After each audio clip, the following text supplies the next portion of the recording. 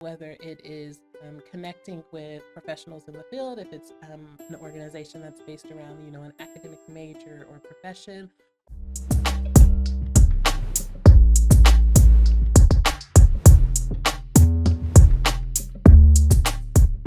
Hello, everyone. Welcome to episode 10 of the Online Student Experience podcast.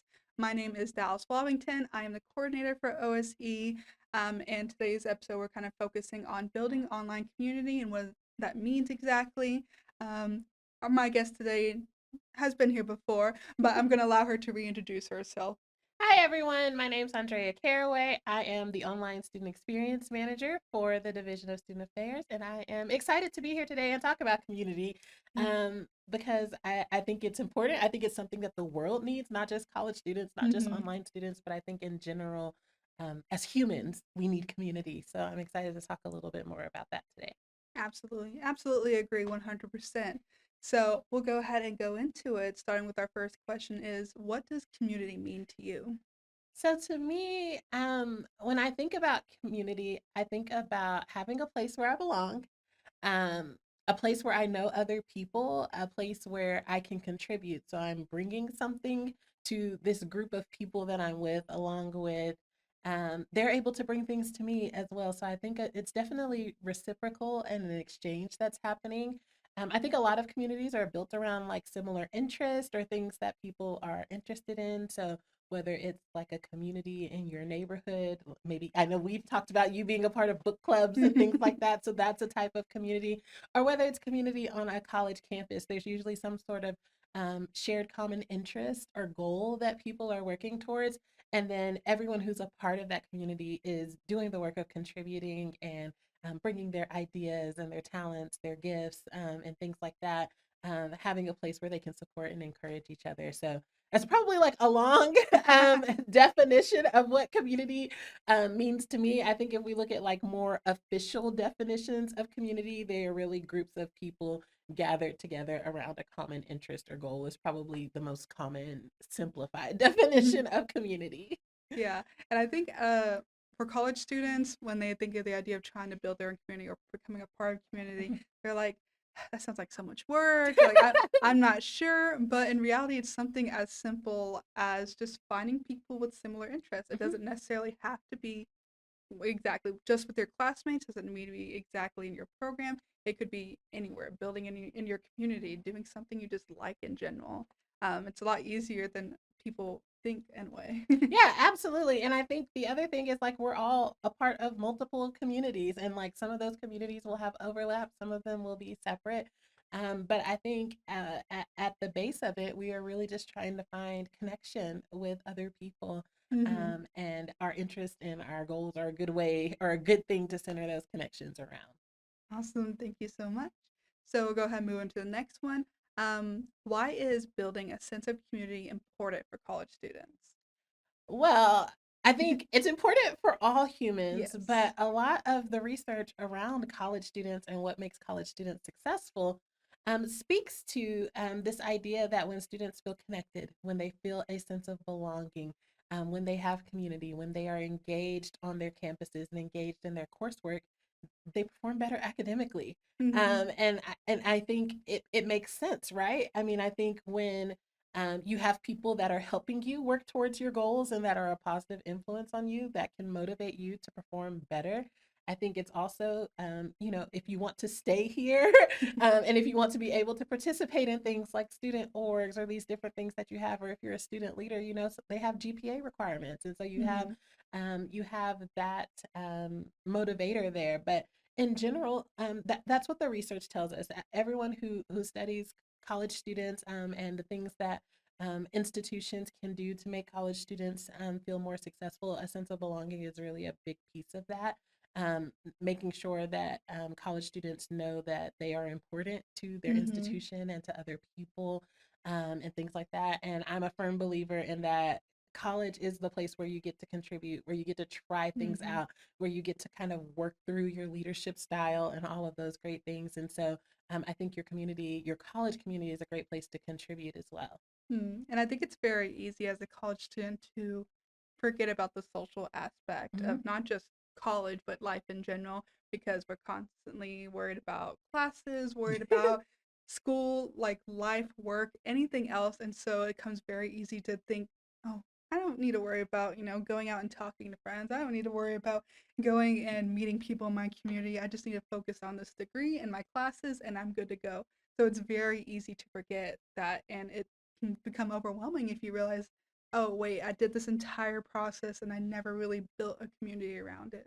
Yeah, and I also think that like later on, those connections in the community that you build as a college student goes on to be your future colleagues, goes on to be the people in your life when you need advice or you're looking for someone who does this thing. I can't tell you how many times that it has come up in my life where I'm just like, oh, wait, I remember somebody that I went to school with. Like they do that so they can help me with this thing that I'm trying to do. Or, Mhm. whatever it is, or you're able to, refer at this point my children refer my children to people who have similar interests as to them and things like that. And so it's not just about, I think, your social network at the time while you're a college student, although that's very important. Like that's a part of being healthy, is having like a social life and being able to interact and engage with other people. But this is also like the beginnings of your network for your future, that human capital, that people capital that you'll rely on later for just different opportunities and all of that good stuff. Awesome. I absolutely agree 100%. So going into that, we talked a little bit about the challenges when it comes into being a college student and trying to build your own community or finding community to join. So what are some of the biggest challenges that you have seen when it comes to building online communities? Oh, I feel like um I think online communities require an extra push, like an extra work. You often have to seek out those things or seek Mm-hmm. out those communities when you're trying to build community online versus if you are here in person, you might walk by someone tabling and you start a conversation. Online, there's not really a place to walk by. You need to go to the specific forum or the specific social media group or the specific like Mm-hmm. online event. Like you have to go to where community is. And I think that's one of the hard things about building community online. I think another thing that's difficult about building community online is sometimes things come across differently, like in digital, especially like text communication, than it Mm-hmm. would in person. You're missing some of those social cues and things like that, especially if it's text based communication that you would have in person or through video communication. And me personally, I'm someone who gets really nervous about being like misunderstood. Mm-hmm. And so, digital communication, early on for me, kind of in the early days when social media was just a thing. Back when I joined Facebook, and I know none of y'all are on Facebook anymore, but back when I joined Facebook, it was just for college students. But that was one thing that I was a little hesitant about, is like, how do things come across differently in that communication, and how can I still make sure that I'm understood? Mm-hmm. But I think the more you do it, the more comfortable you get with it, the more you practice. Perhaps you learn, okay, I'm not going to use all caps because that means I'm yelling at people and I don't need to be but Mm-hmm. like as we experience these things and as we experience different types of communication, we learn how to do it better, but we have to put ourselves out there first. And then I don't think this is specific to online community. I think it's community in general, is that sometimes people want to just have a community readily made for them. Mm-hmm. And that's not how community works. Everyone has a part in building community. And so if you're never going to take that first step to post something or send a message or that type of thing, or if it's a virtual event and we're on Zoom, if you're not going to introduce yourself in the chat or something like that, like someone has to take that first step. And I think a Mm-hmm. lot of times with online communication, everyone's kind of waiting. And I get it because you want to make sure that you're engaging appropriately. So you're trying to Mm-hmm. see, okay, what are other people going to do? but someone has to go first. Yeah. And it can be you. So I encourage all of you today to go and make a post, message someone, be that first person to start those steps towards building community. And you keep showing up and you keep doing it, and eventually Mhm. more people start doing it, and before you know it, you have an active and thriving community. But building a new community, whether it's in person or online, they're all hard. I mean, I think it was, I'm trying to think of where I learned this. I think at first it was like in high school, and we're talking about the different phases of group development. So, like norming, storming, all those things. Mhm. Like it takes time to build community, and to figure out what the norms of that community are going to be. And I think sometimes we don't like the awkward in between spaces. Mhm. But to develop real, authentic communities, like you have to go through the awkward phase. Yeah. And that's okay. That's a part of what community is. I think that's one of the biggest things that people are scared of is I don't want to seem awkward. I don't want to seem Yeah. like my tone is misread or something. But I think getting students and getting people in general to understand that it's okay to have those awkward moments. It happens for people. Like whenever we were getting into making like the Discord channel Mhm. for online student experience, there was a moment where it was we were just trying to get our name out there, trying to show students that we existed and try to get them to communicate with each other. So there was that awkward lull for a bit while we were trying to build our Yeah. community in there. But now we have a lot of students. We're hosting events in there, but it needs to sometimes we need to have that awkward moment in order Mhm. to excel. Yeah, and that's okay. And I think the other thing is a lot of times community is built upon, I think, shared experiences. And I think on a line, it's hard to experience things together. Like it's different than like if you went to a concert or a party Mhm. or things like that. That's a shared experience. I think that is a reason why gaming communities do really well online. I'm a gamer, Mhm. in case y'all didn't know. And things like that. I love video games. We won't get into too much of that here.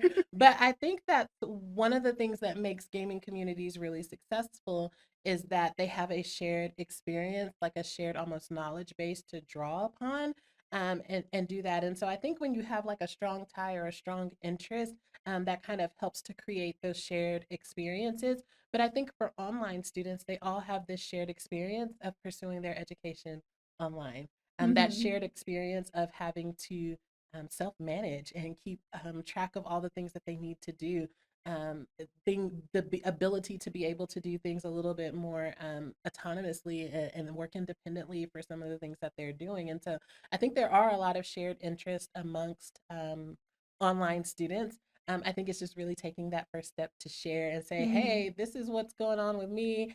And you'd be surprised because so many people will say, oh my gosh, I experienced that too. Like a lot of the times, at least Mhm. that I found, is like I've gotten older and just kind of gone through life, is that a lot of those times where I felt like, am I the only one feeling this way? Or am I the only one that's Mhm. getting this wrong? And no, that's not the case. Lots of other people are, but no one's saying it. And so when that first person says it, it almost gives everyone else permission to kind of drop their guard a little bit, to be Mhm. authentic, to share what their experiences are, but then also figure out all these great different solutions that people have found to what it is that they're trying to do.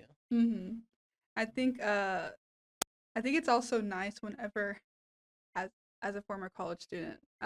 It's very nice whenever we are able to talk with someone and realize that they experience the same struggles as you. Yeah. There have been many times where where I was in class talking with my classmates, and I'd be like, "Am I the only one who doesn't understand what's going on?" And then they say, "Yes, thank you. I was worried that I was the only person experiencing this." And so it's just honestly a huge weight off your shoulders to realize, okay, I'm not in this by myself, which is just awesome in general. But just keeping that in mind that whenever you feel that moments of stress and you're like, I'm awkward, I don't know, more than likely you are not the only one. Yeah. Everyone else is just waiting to see if someone's gonna say something I first. used to think that I was super awkward. And then as I met more people and things like that, I realized that there are a lot of awkward people. And Yep. I think everyone is awkward, in one situation or another, because we're human, like we're imperfect and things like that. And so I think just kind of being able to let your guard down a little bit, Mhm. and take a risk and do something that it's a little bit outside of your comfort zone, but those are the things that challenge us challenge us. And I think that's a great step towards building community for sure. Mhm. And as we kind of, for students who are kind of trying to get into the online community and trying to build that connection with other students, how would you say, how can students engage with the UNT online community? Yeah, so there are lots of ways to engage with the online community. I know you mentioned our Discord server as we were in conversation and things like that. And so that's kind of a great general place to whatever you want to talk about, Mhm. whatever interest you want to gather around, you can really do that in that space. We also have the Talent to Talent community, which all of our online students are a part of, as well as some other groups of students like graduate students, UNT Frisco students, things like that. They're all there. And again, a place to ask questions, a place to share advice. And so when students, one of my favorite things to see in that community is when students post a question and like they're not waiting for faculty or staff to jump in and answer that question, but other students are able to help Mhm. students because that's what happens on a college campus. You rely on your peers for advice and things like that, and they have the perspective of going through some of the similar things that students are going through that I Mhm. may be a little bit, removed from that process. It's been a very long time since I was a college student, and things like that. And so those are some great ways. I think another really great one are student orgs. Mhm. This year we added a list of online student friendly student orgs to our website, so ose.unt.edu. Mhm. You can go there and there's a list of online friendly student organizations. And so I think that's another great way. And I think student orgs are a great way to build those shared experiences because student orgs have things that they do. So whether it is connecting with professionals in the field, if it's an organization that's based around, an academic major or profession, or whether it's like a movie, Mhm. watching student org or things like that, they generally have some sort of interest or activity that they do. And I think that's a really great way to create those shared experiences. What else? Online student success coaching. That's a great way to kind of have that one on one time with a member of our team. Peer mentoring is another one that we launched recently. And so, if you're wanting to meet with another student, whether it's once a month or bi weekly or whatever that looks like for you, that's a great way to kind of start building those connections. And then I think when you're going to online programs and events and things like that, like don't just go and observe, but try to engage and be a part of what's Mhm. going on. So whether that's posing a question in the chat, or maybe we typically have everyone introduce themselves in the chat, Mhm. but maybe go a step further than your introduction. And then if you see someone that is interested in something that you have a connection to, like share that. Oh, I see that you're an accounting major.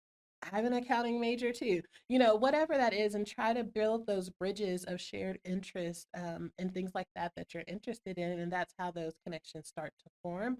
And then I think the next step is to, okay, let's move those connections out of whatever platform they're stuck in. So once over time get comfortable with someone, maybe you've been chatting back and forth a little bit in Discord, maybe we can exchange an email address or maybe a phone number or something like that. And then we can see if this connection can kind of move from this online platform to be more Mhm. integrated in our everyday lives and things like that. And that's how you build, genuine, authentic relationships. Mhm.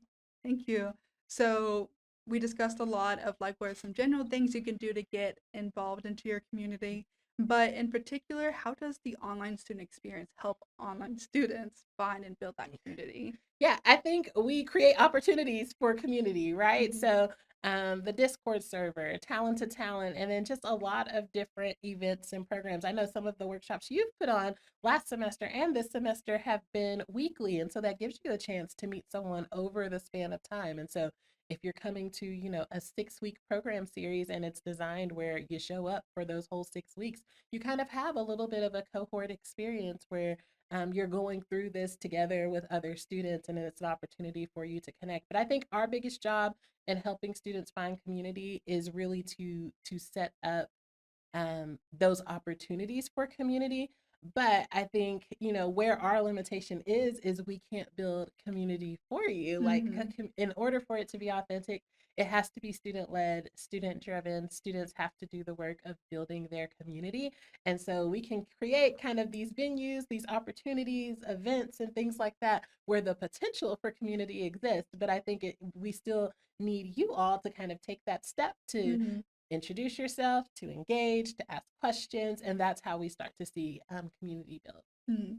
So, leaning into what you mentioned about students sort of taking that first step into it, what are some practical ways that online students can take that initiative to build those relationships? Yeah, so I think a great way is to either join an online student friendly student organization, or if you have an interest and an organization doesn't exist for online students that you would like to see, start an org, start an organization. Reach out to Dallas and I if you need an advisor. We'll advise for you, and things like that. And even if you don't know a lot about the process, we can connect you with student activities and student organizations to be able to do that. So I think building your community around things that you're interested in. So starting a student org, or maybe if a student org seems overwhelming, reach out to Dallas. If you maybe want another channel in the Discord server around a specific topic, and you Mhm. kind of want to take the lead in that, and you think that's a space you can contribute, reach out to Dallas and see what we Mhm. can do. See what we can do to make it happen.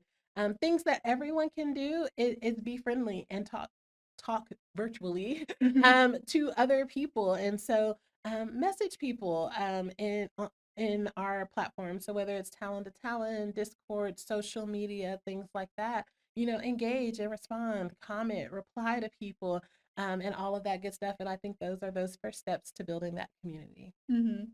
So you kind of touched on a bit of like your experiences in trying to build a Mhm. community, whether it's online or in person.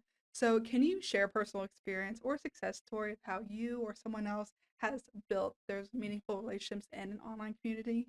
Yeah. So, I think for me, I'll do one that's related to like work, and then I'll do one that's just my life. But I think for me, last year I met with a student for online student success coaching. And we continued to meet kind of after we still kind of resolved the first big kind of major thing.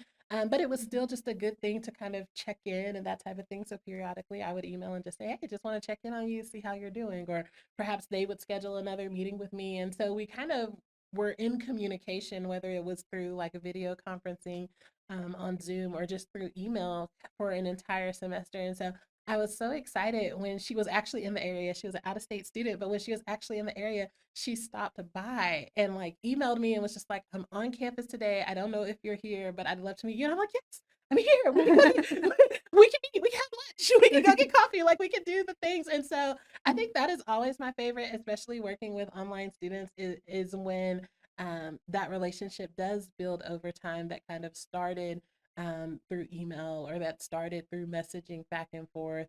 And then we are able to kind of take it out into like a physical space or things like that, or get to meet in person. I think that's also why I liked like our meetups that we did in Denton and Frisco, and then even last year we were in Fort Worth and Dallas, because it gave me an opportunity to connect with students in person that I'd been connecting with virtually. And I think that is one of the coolest things about building relationships online, is that um, you're building this relationship online. It's a very real relationship because you're getting to know people, and you're going back and forth and you're communicating and all of that great things. But I think everyone is always so excited when they have an opportunity to see them in person. And I think again, this happens in our real life. I think as a professional, there are colleagues at other institutions and things like that that I have emailed back and forth and things like that. And then I get to a conference, and maybe it's just that one time in the year, but like I get to see you in person. Hello, and I can give you a Mhm. hug, or whatever those things are. And again, I think that just goes back to how humans connect. So I think that was a big success story, because I was thrilled to be able to see Mhm. her in person after we had been kind of communicating back and forth virtually for that semester. Now, personally, Mhm. I I said I was a gamer. I told y'all that. My favorite game is The Sims. And so I am in a lot of different communities that are centered around The Sims. And I think that is really, really cool when you start to see kind of the familiarity of like recognizing someone's username as they're purchasing. But I mean, I'm sure if y'all are Sim players, maybe you're not. But as of late, EA has been doing collaborations with a lot of content creators. And so that's one thing that has been really cool, where if it's someone that maybe you met in a forum or you saw them post something and things like that, and you maybe messaged them back and forth in an online space for a while, but then to be able to be super proud of them and super excited for them when they get this really cool opportunity where they get to be a part of creating things for the game or collaborating on a pack as their content creation has grown over time. Those relationships kind of started just in little random Facebook groups or Tumblr pages and things like that, or Reddit and those types of things. But it really is cool when you get to meet these people that you probably wouldn't have ever come across in your Mhm. life because you're not in the same physical location. But you're still able to kind of meet them, to get to know them a little bit, to message back and forth and things like that. It kind of reminds me of the old days of AOL, of the AOL chat room. Was probably before your time too. But this idea that you get to meet someone who's not in kind of your everyday walk of life, and I think that opens you up to so many different experiences and just perspectives, when you can kind of go outside like your area or your kind of bubble of the world. And so I think that's one of the coolest things about building community online. I think that's one of the great things about being in this era of technology and social media, Mhm. that it's very easy to make friends and try to build that online community, even if you're never necessarily able to meet in person. Like what you said with Sims, like if you're a gamer, it's very easy to find someone who's interested in the games you are and do some sort of this messaging or trying to do like game sessions together, especially like post pandemic, whenever Mhm. Discord became really popular and Twitch and all of that. I saw that trying to build that online community was so much easier before. In some ways, we were almost pushed forward to be like, oh, okay, online communities is an option. You can really implement it, really just have that as your main source of like support or community. So absolutely, in some ways thankful for the pandemic because it forced us to move forward in a Yeah, and I think that's interesting. I'm an introvert. So, as someone who's an introvert, I feel like I have always been a part of online communities because they have almost felt like less overwhelming and just like way. a little bit safer for me sometimes than like big, large social gatherings and things like that. And so it is interesting post pandemic to kind of see the rise of online communities Mhm. and things like that, where in some ways I was almost like, wait for people to get on board. Like, and that type of thing, because I've always found online communities to be a lot of fun, a great place for a lot of different laughs and things like that. And, different communities for different things that you need. So I also have professional online communities that I'm a part of. And just a great place to kind of crowdsource a lot of different like perspectives, or maybe if you are experiencing like a challenge or something's going on at work, to be able to say like there's a network of people that I can kind of say, hey, what do you think about this? Or I'm trying to do this. Has anyone done this before? And what do you recommend? Mhm. And to be able to get like so much advice and encouragement and support from a lot of different people, I think is another like really great benefit of online communities. Absolutely. So as we kind of gear towards the end of this episode, our last question is, how can students contribute to creating a positive online community? Yeah, your community is what you make it. So if you Mhm. want your community to be positive, we have to be positive people. Exactly. So I think in general, just being really mindful about being positive, being supportive, being encouraging. Not to say that we can't disagree, because I do think like debate and discourse are healthy. Those are good things, but I think like always being respectful, and then remembering that even though it kind of looks like we're communicating through a computer screen, like there's another person on the end of that, and that person has feelings, and that Mhm. person, um, you know, deserves to be treated with respect and dignity and things like that, and remembering those things. And honestly, I think just start learn along the way and keep going. But I think those are really the great things that students can do to contribute to a positive online community. Awesome. Well, thank you so much for your insight today. It's always fun getting to chit chat with you. And thank you so much for listening. If you do not already, feel free to follow us on our social media. We are on Instagram and Facebook. And we also have a YouTube channel in case you're not watching this on YouTube. But you can also check us out on our Discord channel as well. Thank you again for listening. And Thanks for having of me. It was course. so great to do this. All right. And then again, thank you so much for listening and go Mean Green.